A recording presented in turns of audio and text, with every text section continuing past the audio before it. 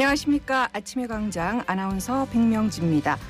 민선 7기 일단락됐던 대구 취수원 다변화 문제가 민선 8기 대구와 구미시장이 모두 바뀌면서 새로운 국면을 맞고 있습니다. 김장호 구미시장이 해평 취수장 대구 공동이용 협정을 재검토하겠다고 한 데 이어서 홍준표 대구시장이 강한 유감을 나타내며 원인 제공자인 구미시에 더 이상 끌려다니지 않겠다고 공언했고, 여기에 구미시장이 해평 취수원의 상류 이전이라는 제3의 대안을 내놓으면서 취수원 문제가 원점으로 되돌아가는 것 아니냐는 우려가 나오고 있는데요. 일단 환경부는 해평 취수장 대구 공동 이용이 국가 사업으로 확정된 만큼 구미시의 입장과는 관계없이 절차대로 추진한다는 방침입니다. 이 지역의 물 부족과 식수염 오염 문제는 더 이상 미룰 수 없는 과제인데요. 이 정부와 지자체가 민선 8기에는 제자리에서 벗어나 해결에 큰 걸음을 내디딜 수 있기를 간절히 바랍니다. 네, 8월 10일 수요일에 함께하는 아침의 광장입니다. 먼저 이 시각 교통 상황과 날씨 알아보겠습니다. 서유리 리포터. 네, 먼저 고속도로입니다. 경부고속도로 부산 방향 70 물류 나들목에서 동대구 분기점까지 시원하게 지나고요. 중앙고속도로 춘천 방향 다부터널 124km 지점 교통량 꾸준하지만 큰 불편 없이 이동합니다. 신대구 부산 고속도로 대구 방향 청도 나들목에서 동대구 나들목까지 정체 없이 지나고요. 대구 포항고속도로 포항 방향 팔공산 나들목에서 도동 분기점까지 속도 살짝 떨어져서 지납니다. 이어서 시내도로입니다. 사고 소식 있는데요. 구암로 70 운전면허 시험장에서 구암고등학교 삼거리 방향 구암고등학교 삼거리 부근 1차로에서 시내버스 2대 추돌사고 발생했습니다. 현재 구급차와 소방차 도착한 상황으로 구암고등학교 삼거리 쪽 지나시는 분들은 1차로 피해서 안전하게 이동하시기 바랍니다. 이어서 신천대로 서대구 나들목 방향 침상교 지하차도 일대부터 정체 풀리고 있습니다. 끝으로 날씨입니다. 오늘 대구와 경북 하늘은 흐린 가운데 대구와 경북 남부에는 폭염주의보 발효 중입니다. 낮 최고 기온은 32도까지 오르겠고요. 최고 체감 온도는 33도 안팎으로 올라 매우 무덥겠습니다. 한편 오늘 오후부터는 대구와 경북 남부 지역에 20에서 80mm가량의 비가 내리겠습니다. 저지대와 지하차도, 지하주차장 이용 시에 각별히 유의하시기 바랍니다. 현재 대구의 기온은 27.2도, 습도는 76%입니다. 지금까지 서유리였습니다. 지역 시사정보 프로그램의 중심, KBS 대구 제1라디오 아침의 광장을 듣고 계십니다. 네, 오늘 아침 지역의 주요 뉴스 살펴보겠습니다. 뉴스민 천영길 기자, 경향신문 백경렬 기자와 함께합니다. 안녕하세요. 네, 안녕하십니까. 네, 첫 소식 전해주시죠. 네, 최근에 환경단체와 또 부경대 연구소에서 이 수돗물에서 마이크로시스틴이라고 하는 조류 독성 물질이 검출됐다라고 하는 것 때문에 이 환경부가 이 환경운동연합이 실시했던 것과 동일한 방식의 이 분석법, 또 대구시가 그동안 분석해 오던 이 방법까지 두 가지를 활용해서 이 분석을 한 결과를 발표했습니다. 이 두 방법 모두에서 이 조류 독성 물질인 마이크로시스틴이 검출되지 않았다라고 밝혔습니다. 이번에 분석 대상으로 삼은 수돗물이 이 대구 문상과 매곡 정수장, 또 부산 화명과 덕산, 경남 하만칠서 정수장 수돗물을 모두 검사를 했는데요. 네. 이 환경부는 이 발표를 하면서 환경단체의 분석과는 시기가 달라서 좀 한계는 갖고 있지만 이 마이크로시스틴을 감시 항목으로 지정하면서 꾸준히 정수장에서 모니터링을 하고 있고, 이번에 수돗물을 대상으로 이 조사한 결과 모두 마이크로시스틴이 불검출됐다 고 밝혔습니다. 하지만 단 한 가지 조건은 붙었는데요. 정수 처리가 완료된 수돗물. 그러니까 낙동강 원수를 가지고 이번에 검사를 한 건 아니었습니다. 어쨌든 환경부에서는 이 수돗물이 정수한 이후에는 크게 문제가 나오지 않았다라고 하는 결과를 발표했는데, 앞으로도 이 그동안 환경단체가 사용해왔던 방법과 대구시가 사용하는 두 가지 방법 모두 좀 검사를 하는 것도 검토하겠다라고 밝혔습니다.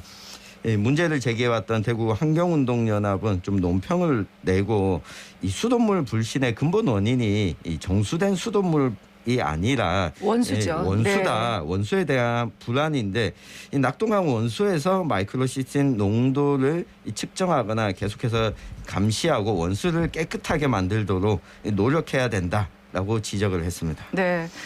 프로그램 시작하면서 저희가 취수장 이전 문제에 대해서도 살짝 언급을 했는데 정말 그렇습니다. 먹는 물 언제쯤 마음 놓고 먹을 수 있을지 네. 참 걱정스럽습니다. 다음 소식 들어보죠. 네, 대구시가 공공기관 개혁과 경영 합리화 또 재정 건전성 확보를 위해서 공공기관 임원의 최고 임금에 관한 규정을 제정하기로 했다고 어제 밝혔습니다. 네. 이 규정은 공공기관의 임원 기본 연봉 상한액을 1억 2천만 원으로 제한을 하고 있는데요. 다만 여기에 이게 공공기관의 경영 성과에 따른 성과급은 제외됐습니다.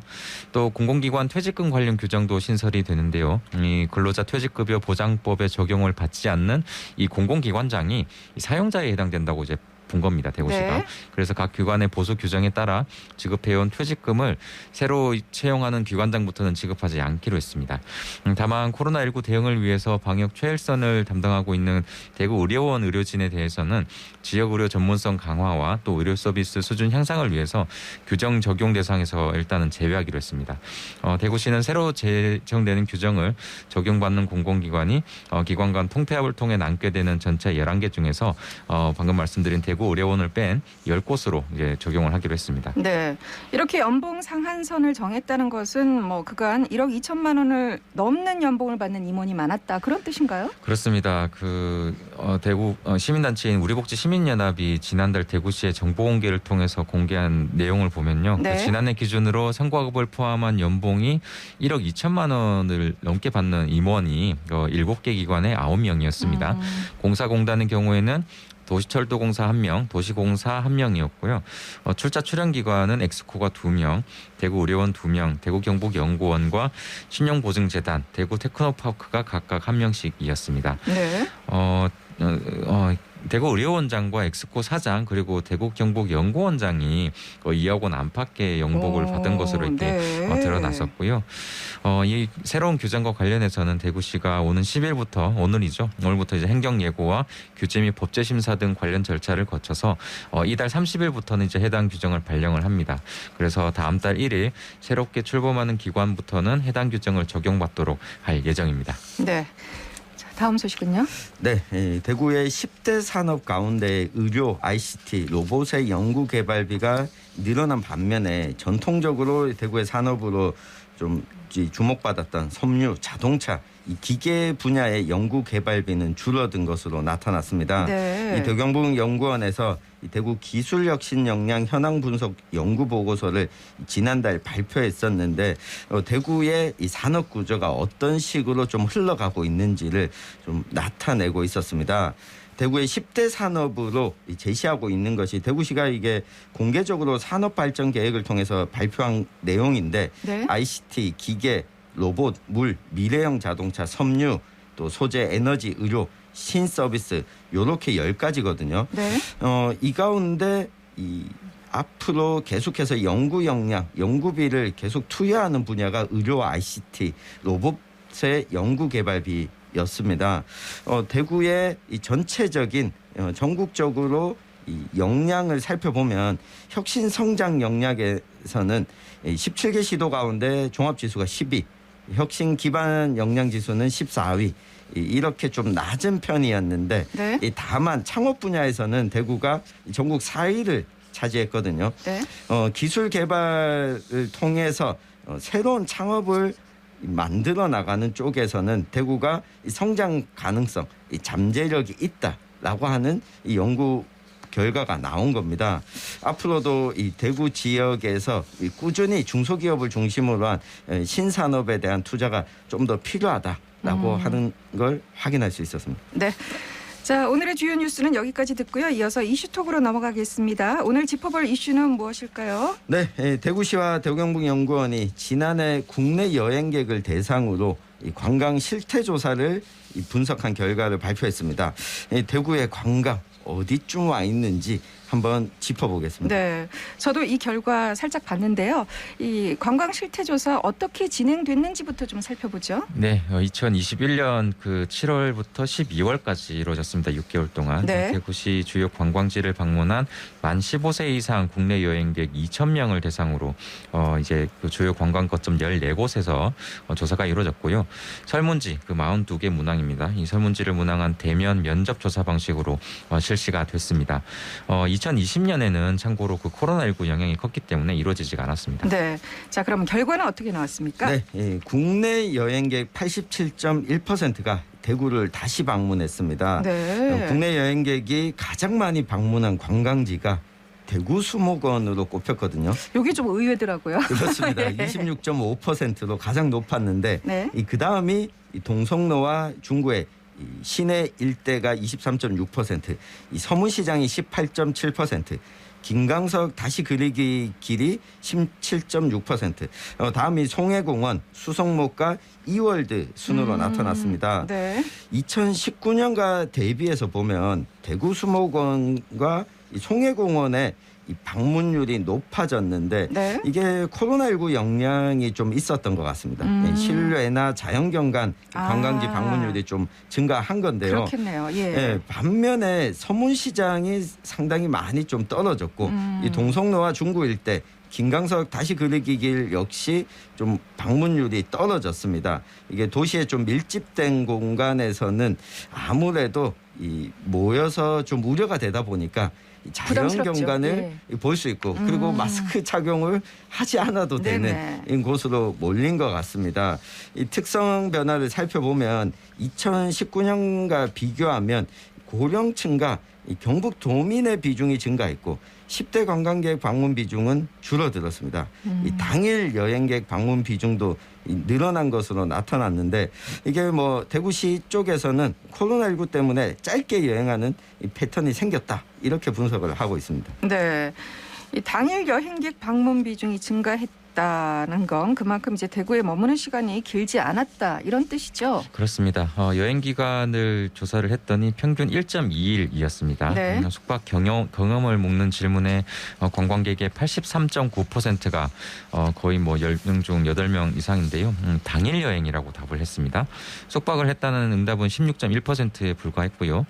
근데 이게 숙박을 한 이들도 대부분이 이 대구에 사는 지인 집에서 좀 머물렀던 걸로 확인이 됐습니다. 네. 이 숙박 시설이 친척이나 친구 집이라고 응답한 관광객이 82.2%였는데 이게 그 작년엔 조사가 재작년엔 조사가 없었고 2019년에는 이 비율이 48.2%였거든요. 2배가량 늘어난 겁니다. 네.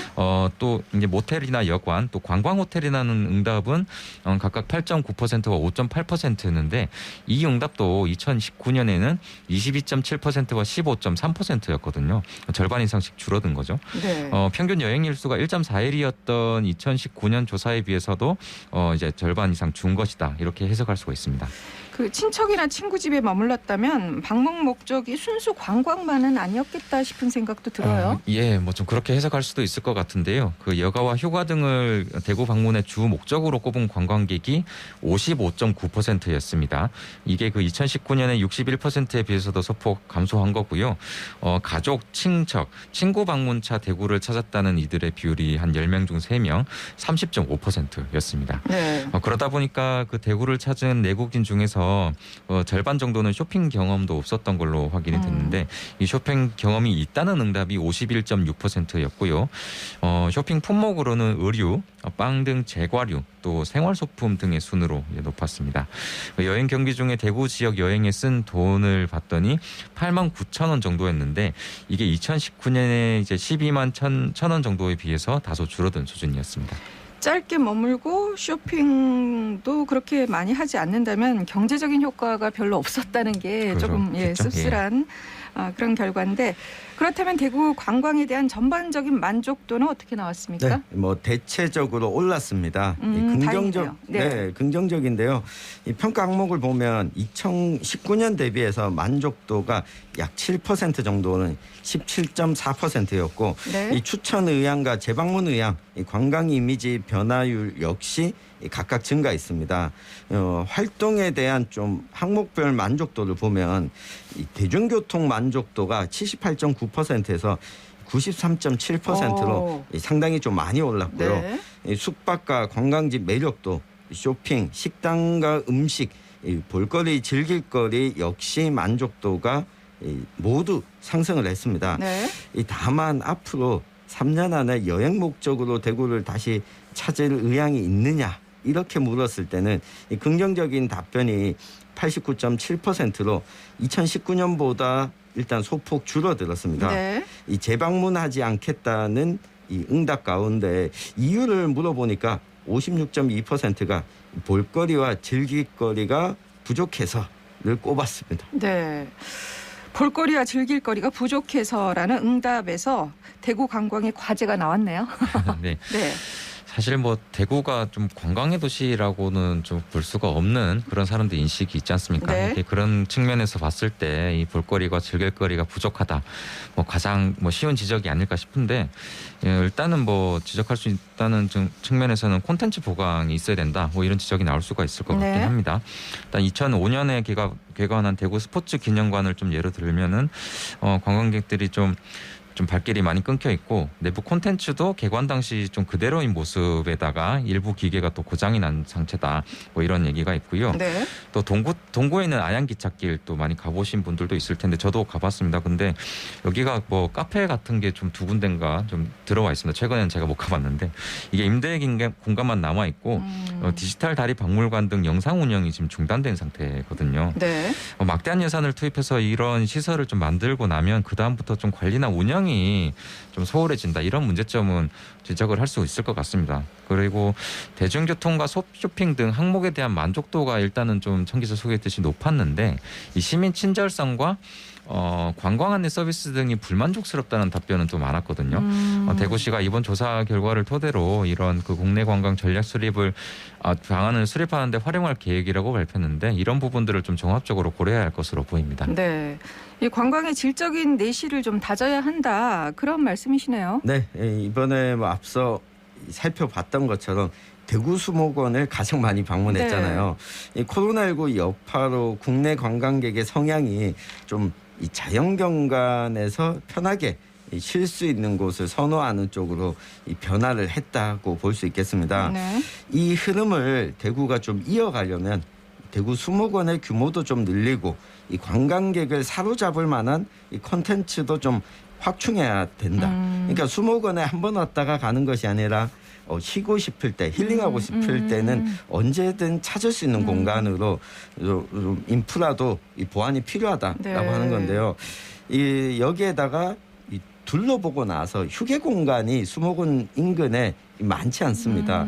그리고 수목원 한 곳만 왔다가 가는 것이 아니라 네. 좀 연계할 수 있는 편의시설과 연계 관광지 확보도 앞으로 좀 과제가 아닐까 싶습니다. 대구 도심에서도 수목원 조금 떨어져 있잖아요. 그렇죠? 맞습니다. 예. 그래서 그 주변에는 또 둘러볼 만한 것이 없어요. 네. 예. 그런 데서 아이디어들을 조금 얻어서 개발을 해야 되지 않을까 싶고 대구 관광과 관련해서 특별히 더 하고 싶은 말씀 있으시다면 두 분 한 말씀씩 듣겠습니다. 예, 뭐 작년 조사인데 이게 뭐 코로나19 영향이 있었기 때문에 좀 이런 또 저조한 데이터가 나왔다라는 지적도 있을 수 있습니다. 네. 그렇긴 하고요. 저는 기본적으로는 이 말씀 드리고 싶은 게 이게 대구가 앞서도 제가 언급을 했지만 관광의 도시는 아니거든요. 그래서 이게 그 지역의 특성을 좀 도시의 모습 이런 것들을 있는 그대로 느낄 수 있는 그렇게 만드는 게 좀 중요하지 않나라는 생각이 들었습니다. 예를 들면 뭐 치맥 축제라든가 뭐 이런 그 대구의 뭐 폭염이라든가 이런 것들을 좀 오롯이 느낄 수 있는 네. 이런 부분들을 좀 만들 수 있으면 좋을 것 같다는 생각을 했고요. 네. 대표적으로 뭐 조형물이나 어떤 뭐 센터나 이런 것들을 지자체에서 많이 만들잖아요. 네. 이런 노력보다는 좀 기존의 어떤 교통이나 이런 것들을 좀 사람들이 이동하기 쉽게 만들다든가 그런 것들을 좀 중점적으로 하는 게 좋지 않나라는 생각을 해봤습니다. 지금 말씀 듣고 생각이 났는데 제 주위에서도 대구에 뭐 빵지술래 온다, 카페 투어 온다 이런 친구들 네. 많거든요. 네. 막창 먹으러 온다. 그래서 잘할 그렇죠. 수 있는 거를 개발하면 좋을 것 같아요. 네, 예. 이게 스토리텔링이 좀 필요할 것 같다라고 하는 생각이 드는데요. 김광석 다시 그리기 길 같은 네. 경우에는 이 김광석이라고 하는 이 가수에다가 대구와 연계해서 이야기를 입힌 거지 않습니까? 네. 이런 스토리가 대구 지역 관광지는 좀 부족하다. 이것들을 좀 더 발굴하는데 이 관심을 기울여야 하지 않을까 싶습니다. 네, 두 분 말씀 잘 들었습니다. 지금까지 뉴스민 천용길 기자, 경향신문 백경렬 기자였습니다. 고맙습니다. 네, 고맙습니다. 고맙습니다.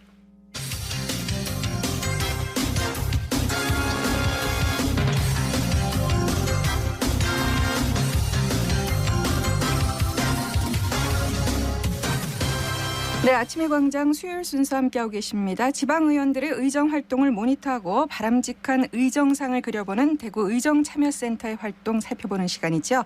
대구 의정참여센터 백경록 위원장 연결합니다. 안녕하세요. 네, 안녕하십니까. 예, 오늘 첫 소식은 어떤 내용인가요? 지방의회가 개원한 지 한 달여 지났습니다. 네네. 하지만 달서구, 남구, 동구의회는 아직 개원식을 진행하고 있습니다. 개원한 지 한 달이 지났는데 아직도 개원식 중이다. 이게 무슨 뜻인가요? 기초의회가 정보를 제때 공유하지 않아 문제가 된 건 한두 해가 아닌데요. 네. 8월 8일 조사 결과 이런 불성실은 9대 의회에도 여전히 이어지고 있습니다. 대구 기초의회 최근 회의록 날짜를 조사했는데요. 달서구의회 7월 6일, 남구의회 7월 6일, 동구의회 7월 8일로 개원식과 개회식 정도 회의록을 공개하고 있었습니다. 네. 회의록 공개 일자만 보면 개원식에 머물고 있는 겁니다. 반면 수성구의회는 29일, 달성군의회는 15일, 북구의회는 21일, 중구의회는 27일, 서구의회는 25일로 회의 일시와 공개 시점이 가까웠습니다.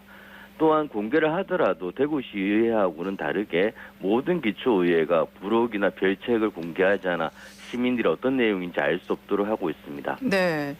그 인사권 등 다양한 권한이 이번 9대 의회에 주어졌지 않습니까?